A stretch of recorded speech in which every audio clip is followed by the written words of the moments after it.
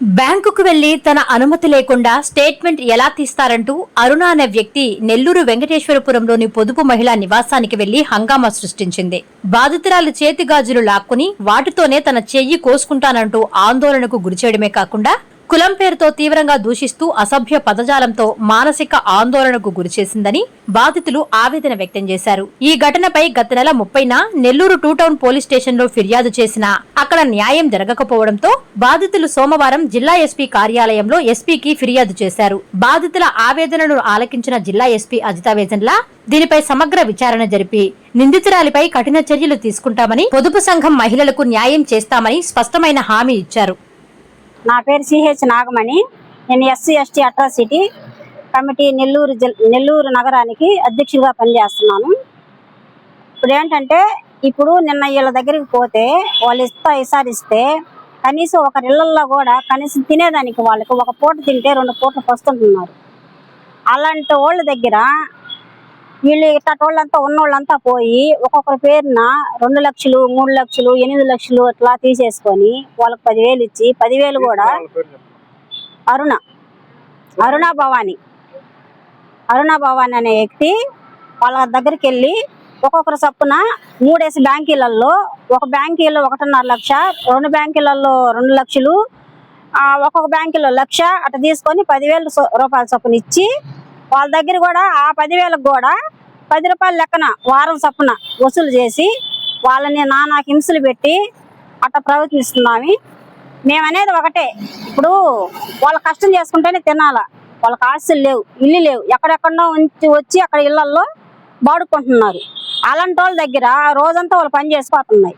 అలాంటి వాళ్ళ కడికి పోయి 10 రూపాయల లెక్కన చొప్పున వసూలు చేసుకొని తింటా వాళ్ళకి ఇంటికే పోయి చేతులు కోసేసుకొని వాళ్ళని చచ్చిపోమ్మని వాళ్ళకి ఎంత ట్రైనింగ్ ఇస్తా ఇలా చేస్తే అవతల ఎలా బతకాలి చెప్పండి.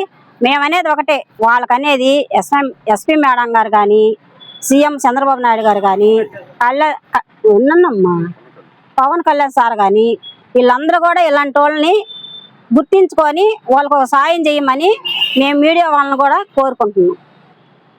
ఈరోజు వచ్చి ఎస్పీ ఆఫీస్ కాడికి వచ్చి అక్కడ కూడా కంప్లైంట్ ఇచ్చాము. మేడం గారు కూడా మమ్మల్ని గుర్తు పెట్టుకొని వాళ్ళకి సాయం చేయాలని కోరుకుంటున్నాం. నా పేరు అమూల్య. నేను వెంకటేశ్వరం నుంచి వచ్చాను. ఇక్కడ మాకు అనువక్క అనే అక్క మాకు ఆధార్ కార్డు పాన్ కార్డు తీసుకొని మీకు లోన్ ఇప్పిస్తానని చెప్పింది. మేము అదే విధంగా అన్ని ఇచ్చాము.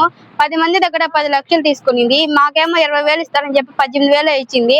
దానికి కూడా నెలకి 1,000 రూపాయలు కడుతున్నాము. నెల 1,000 రూపాయలు కడుతున్నాము. ఒక 2 రోజులు 3 రోజులు లేట్ అయినా సరే 500 లేదా 1,000 రూపాయలు ఫైన్ వేస్తుంది. మేము ఒకవేళ కట్టకపోతే అయ్యే వడ్డీ రూపంలో తెచ్చి ఇట్లా తీసుకుంటుంది. వారం వడ్డీ తీసుకుంటుంది. వారం వడ్డీ తీసుకొని 2 రోజులు లేట్ అయినా సరే అమ్మ నా బూతులు అడుగుతుంది. మగ ఆడ తేడా లేకుండా ఎట్ట పడితే అట్ట అడిగింది. ఒక రోజు అట్టే లేట్ అయినందుకు ఫోన్ లో లోన్ తీసుకునింది. ఫోన్ లో లోన్ లేట్ అయినందుకు మా భర్తని ఎలా పడితే అలా తిట్టింది. నేను రోడ్డుకి ఈడుస్తాను, పోలీస్ కేసు పెడతాను, లేదంటే నీ మీద బూతు మాటలు చెప్పేసి నీ మీద నేను కేసు పెడతాను అని చెప్పింది. మధ్యలో నేను మాట్లాడినందుకు నన్ను అసభ్యంగా మాట్లాడింది. అలాగే మేము ఇట్లా కేసు పెట్టామని తెలిసి కూడా ఫోన్ చేసి ఒక రోజు ఇలాగే తిట్టింది, బెదిరించింది. మీరు ఎక్కడికి వెళ్ళినా సరే మిమ్మల్ని వదిలిపెట్టను నేను అని చెప్పింది. తర్వాత పొద్దున్నే లేచేసరికి ఏమైందో తెలియదు కానీ 20,000 ఇస్తారు మీకు లంచం, ఆగిపోండి, ఇక్కడికి వెళ్ళొద్దు, ఎందుకంటే ఆర్పీలు ఉద్యోగాలు పోతాయి అని చెప్పని అడిగింది. మేమైతే రాము, ఎందుకంటే మాకు న్యాయం కావాలి, నువ్వు ఇచ్చే 20,000 మాకు వద్దు అని చెప్పాము. అలాగే కాళ్ళు పట్టుకుంటాను, ఎట్టయినా సరే పెట్టుకుంటాను అని చెప్పనింది. అలాగే పక్కింటి అక్క కూడా మీ భర్తతో గొడవ వేయాలి, నువ్వు ఊరేసుకోవాలి, అప్పుడే నీ భర్త దారికి వస్తాడు, మీ ఇద్దరు గొడవ పడాలి అని చెప్పేది. ఇంకొక్కనైతే టీవీ పగలగొట్టేసి అసభ్యంగా మాట్లాడేసి నువ్వే డబ్బులు కట్టాలి అని చెప్పని అక్క మీదకి వెళ్ళింది. నెల 12,000 కట్టించుకుంటుంది అక్షత కూడా. మాకు వారం వడ్డీలకి ఇచ్చింది. వారం వడ్డీకి వారానికి 1,000 రూపాయలు కడుతున్నాము.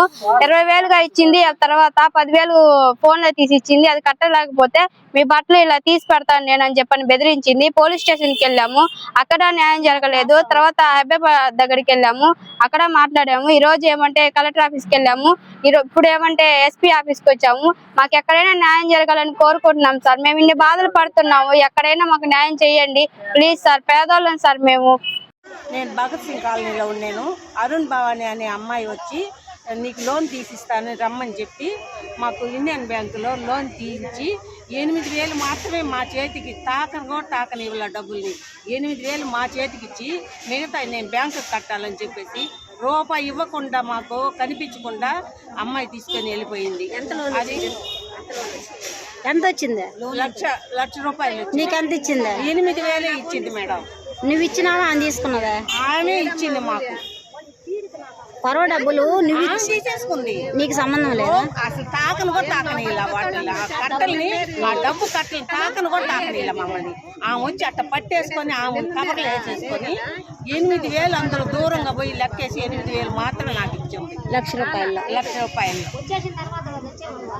చంద్రశేఖరపురం మండలం మిటపాలెంలోని ప్రసిద్ధ శ్రీ శ్రీ నారాయణ స్వామి వారి దేవస్థానంలో ఆగస్టు 5వ తేదీ బుధవారం రోజున ఆరాధన మహోత్సవం అత్యంత వైభవంగా జరగనుంది.